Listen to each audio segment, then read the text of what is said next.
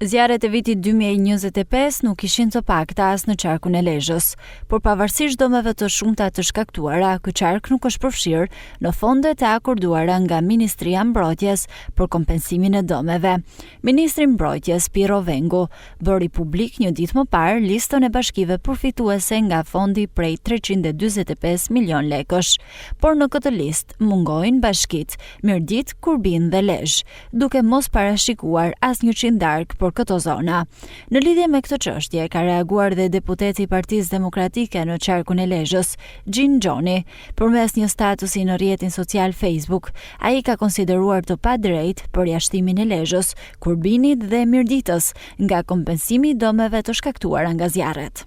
Zjarret e vitit 2025 shkaktuan dëme të mëdha në Pyje, Vreshta dhe zonat malore edhe në qarkun e Lezhës, por qytetërisht kjo zonë nuk është përfshirë në fondet e akorduara nga Ministria e Mbrojtjes për kompensimin e dëmeve. Ministri Piro Vengu publikoi listën e bashkive përfituese nga fondi për 345 milion lekëve, por në këtë listë mungojnë Lezhë, Kurbini dhe Mirdita, duke lënë pa mbështetje financiare fermerët, pronarët e pyjeve dhe familjet e prekura.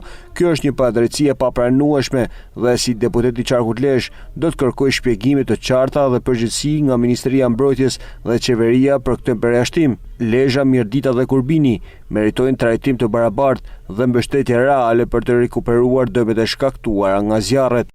Shkruan deputeti Gjin Xhoni.